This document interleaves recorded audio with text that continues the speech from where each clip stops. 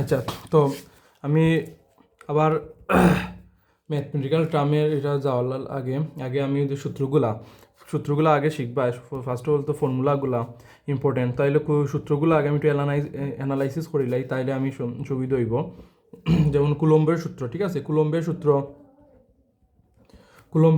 সূত্রের মধ্যে তোমার আছে, যেমন ধরো সূত্র আমরা জানি F equal to 1/4 pi epsilon nought, ঠিক আছে, 4 pi epsilon not into Q1 Q2 D square, ঠিক আছে, এটা ডি স্কোয়ার জিনিসটা মাথায় রাখতে হবে। আবার প্রাবল্য অবশ্য ই দুইটা অংশের যে জিনিসটা থাকে, একটা তো তোমার ইজিক্যাল টু আমার বি বাই ডি জিনিসটা পাইলাম, ঠিক আছে, আর একটা তোমার ইজিক্যাল টু তোমার আছে এফ বাই কিউ, ঠিক আছে, এই জিনিসটা এফ বাই কিউ, ঠিক আছে, এফ বাই কিউ, অর্থাৎ এই যে অংশটা, এই এফ বাই কিউ থেকে আমার equal to 1/4 pi epsilon not into Q by R square, ঠিক আছে, এই জিনিসটা, এই জিনিসটা মনে রাখবা যে এই সূত্র এটা, ঠিক আছে, তড়িৎ প্রাবল্য অর্থাৎ আর এটা জানি তড়িৎ প্রাবল্য হইলো তোমার ভেক্টর, ঠিক আছে, ভেক্টর রাশি, এটাই এমসিকিউ লাগে ইম্পর্টেন্ট আছে, ভেক্টর রাশি, ঠিক আছে। আর ওখন যে যে জিনিসটা ফর্ম এই অংশটা হলো কুলম্ব, এই অংশটা ফর্ম এটা হলো তোমার তো বিভব যেটা, ঠিক আছে, বিভব যদি হয় তড়িৎ বিভব জিনিসটা হয়, তাইলে বিভব হইলে তোমার যে যে বিভব কৃত কাজ এবং তাদের মধ্যে যে চার্জের যে সম্পর্ক, তা হইলো তোমার বিভব, ঠিক আছে। আর এই কৃত কাজের অংশ এবং বিভব চার্জিত অংশের যে তোমার কাঙ্ক্ষিত যেটা মান 1/4 pi epsilon not into Q by R, ঠিক আছে, এই জিনিসটা মান মনে রাখবে। তো নয় একটা এই যে অংশটা তোমার এই জিনিসটা লাগবে। আর বিভব হইল গিয়া তোমার বিভব হইল তোমার স্কেলার রাশি, ঠিক আছে, স্কেলার রাশি, ঠিক আছে।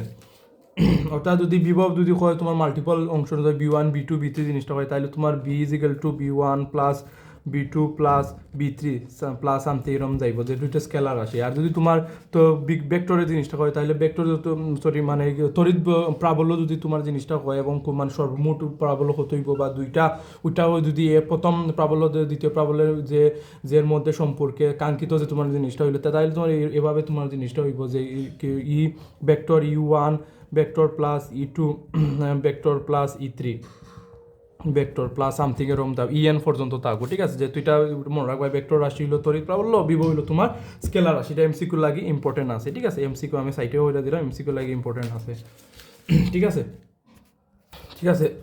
তো মোটামুটি আমি যে ফর্মুলা টাইপের যে বিভব প্রাবল্য কুলম্বর সূত্র বা বলর যে জিনিসটাই হইলো, আর একটা জিনিস মরবা, এটা বলো তোমার হইলো গিয়া ভেক্টর রাশি, ঠিক আছে, আমি আগে দেখাইছিলাম যে না বলো তোমার ভেক্টর রাশি, এমসিকিউ জিনিসটা সুবিধা হইব।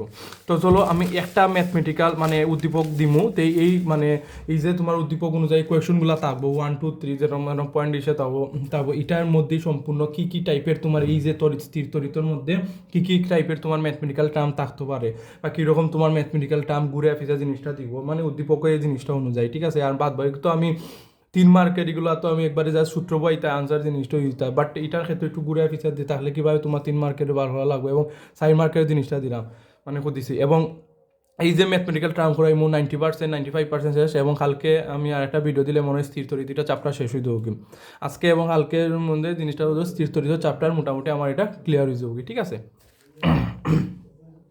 চাইলে আমি জিনিসটা মোটামুটি যেগুলো আমি আগে পড়াইছি, যেগুলো টাইপের পড়াইছি, এইগুলোর মধ্যে ঘুরা ফিরা এই জিনিসটা হয় খুবই ইম্পর্টেন্ট। আর তড়িৎ বিভব বা দ্রব্যি বল কৃত কাজ যেগুলো সামথিং তড়িৎ প্রাবল্য এগুলোই থাকে, আর এমসিকিউ টাইপের জিনিসটা পড়াইছি, ঠিক আছে। তো আমি চাইলে যে থিওরি আর কিছু একটু দিয়ে জিনিসটা আমি স্কিপ করে আমি দুজোরে দিতে পারতাম, কিন্তু আমি মনে করি যে জিনিসটা ইম্পর্টেন্ট এবং যেগুলো ভেরি ভেরি ইম্পর্টেন্ট থাকে, আর এগুলো দিলেই মনে করি এটা আলো ক্যাপচার হয়ে যায়। তো চলো একটা আমি জিনিসটা করি যে অন্য কিতা ধরো একটা দিছে তোমার এই যে উদ্দীপক ওরকম একটা এই অংশটা টান, ঠিক আছে, এই অংশটা কোনো টান, এবং এটার মান দিছে পি, এটার মান পি, এটা হইলো ও, এটা হইলো বি, এটা হইলো এ, ঠিক আছে, এ,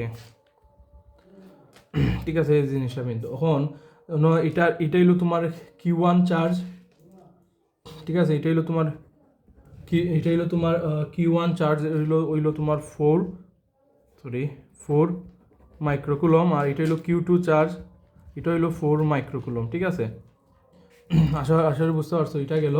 এবং কইছি কি তা ওপি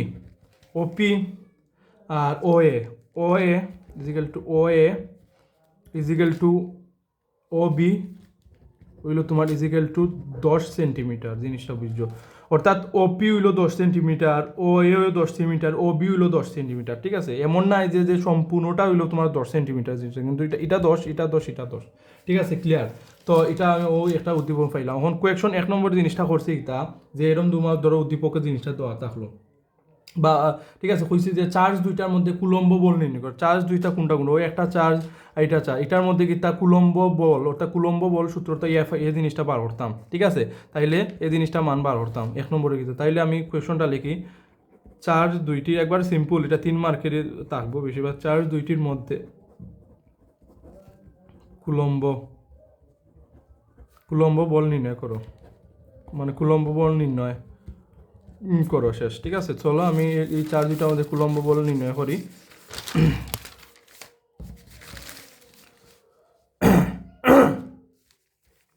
তো এখন দেখো স্যার, আমি আগে চিত্রটা একটু আঁকি। এই যে অংশটা, এই অংশটা পাইলাম, এটা ও, এটা হইলো তোমার, এটা হইলো পি, এটা হইলো ও, এটা হইলো এ, এটা হইলো বি।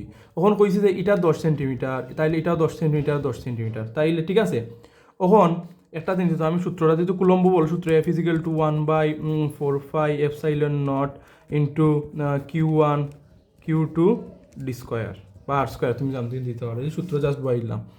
তো হইল 9 × 10⁹ শেষ ইন্টু Q1 হইলো তোমার, যেহেতু এটা মাইক্রোকুলম আছে না, 4 মাইক্রোকুলমও যেহেতু আছে, তাহলে কুলমই নিতে হইলে আমার, অর্থাৎ 4 যেহেতু 4 মাইক্রোকুলমও যেহেতু আছে, তাহলে কুলমই নিতে হলে 4 × 10⁻⁻⁶, ঠিক আছে? এটা কুলমে দিব কি, আশা করি বুঝতে পারছো, ঠিক আছে? এই অংশটা তাইলে আমি লিখতে পারি যে 4 × 10⁻⁻⁶ ইন্টু 4 × 10⁻⁻⁶, ঠিক আছে? এখন ডি স্কোয়ার, এখন কত হইলো, ডিটা কত আমার 10 সেন্টিমিটার হইব না, যে আমার উদ্দীপক দেওয়া না 10 সেন্টিমিটার হইতে না, কারণ ইনো কিতা হইছে চার্জ দুইটার মধ্যে কুলম্ব, অর্থাৎ চার্জ হইলো একটা আর ইনো। তাইলে এই ও এ যে আমার যেহেতু 10 এবং ও বি যেহেতু আমার 10, তাইলে কিতা আমার, তাইলে এই যে ও এ ইকুয়াল টু ও বি, আমার সম্পূর্ণটা অংশটা 10 তো ছিল আমার 20 সেন্টিমিটার।